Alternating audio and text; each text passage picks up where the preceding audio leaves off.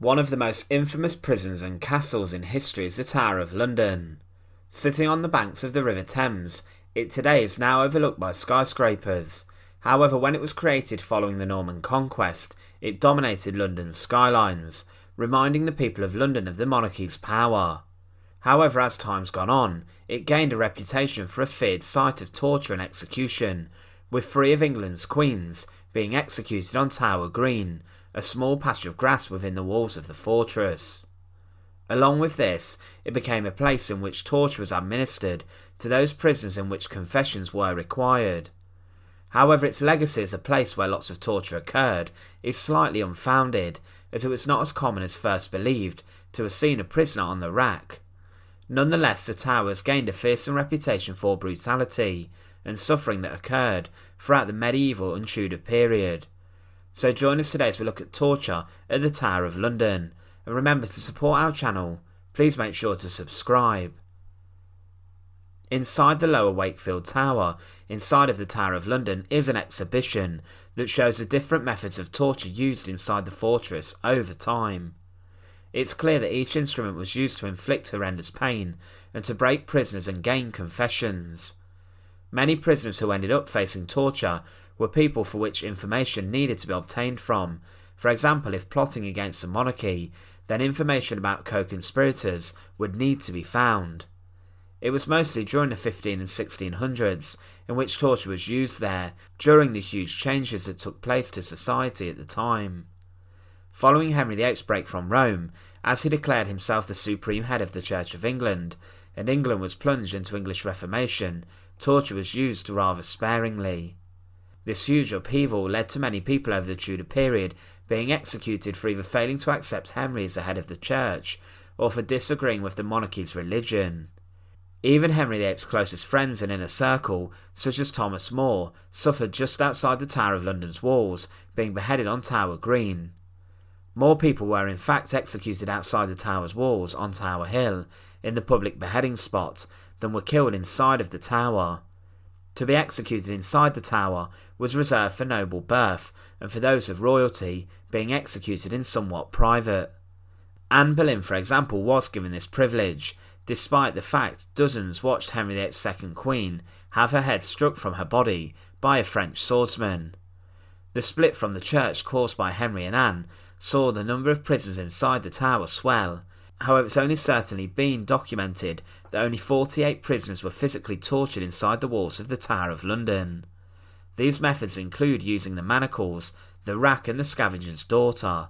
However, others were held in tiny dark and damp cells and were subject to psychological torture, being plunged into the dark and cold conditions for hours on end. Torture itself has never officially been allowed inside English law, and the practice was carried out under the direct orders and authority of the monarch and the Privy Council, and it was noted that torture was used for discovery and not for evidence. Some monarchs viewed the practice as cruel and ineffective, and from the mid-1600s, torture was in effect not used in England by the monarchy. There were 3 main methods of torture used inside the Tower of London exclusively, and a number of other methods deployed which were less circumstantial. The most famous is the rack, the device which was so terrifying that many people who were due to be placed on the rack would instantly confess to their crimes before they were actually placed onto the device. The rack itself consisted of a rectangular wooden frame raised from the ground with rollers at each end.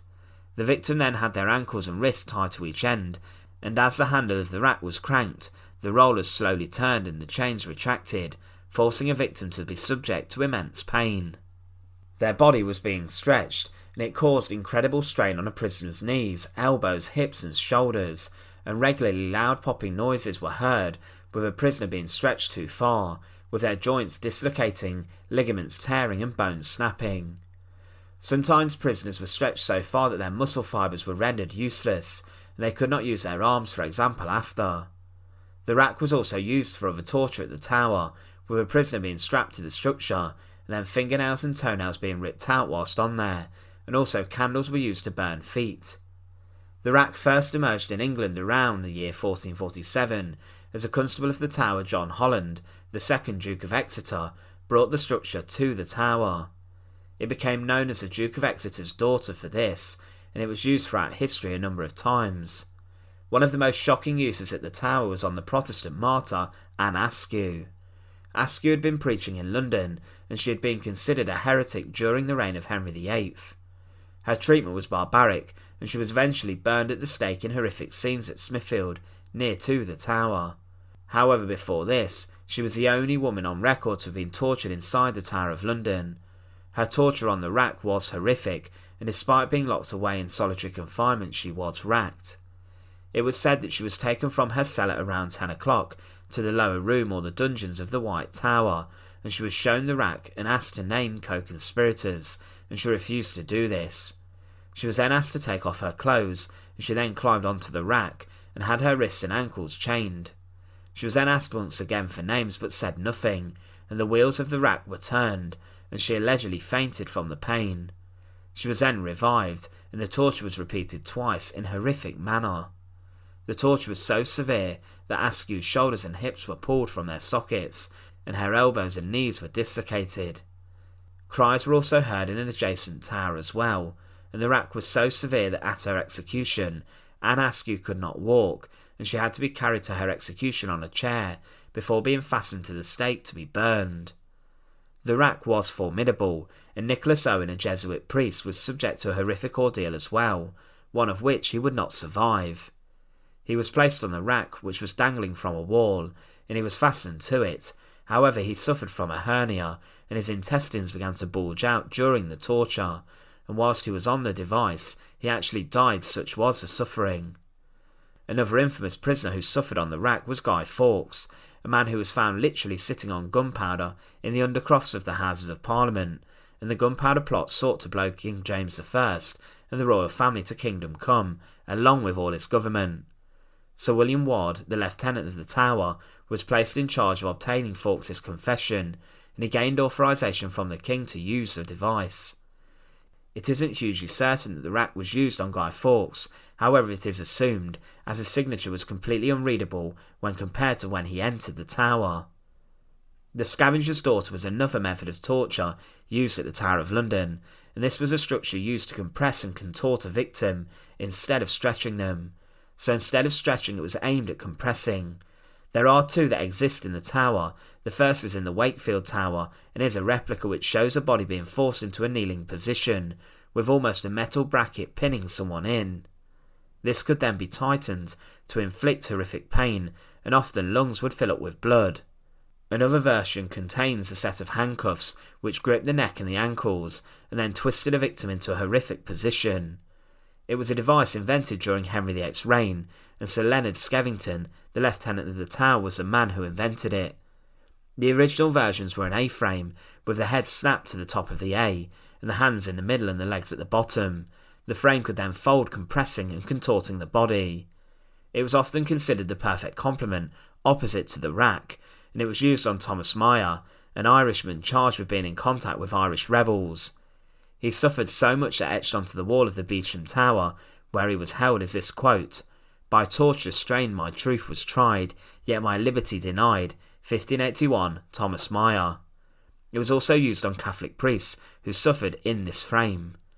The third common use of torture at the Tower was the manacles, a series of chains and loops in which a prisoner was suspended to the walls of the prison. The manacles were a device placed onto the wrists, and the iron gauntlet would then be raised, bringing a prisoner off the ground, with them being hanged from their arms. Manacles in a sense are handcuffs, which were greatly used, and still are in a sense. However, they were used to suspend the prisoners at the Tower, and this could be done for hours on end. Being held in the air for hours on end would cause a huge amount of pain.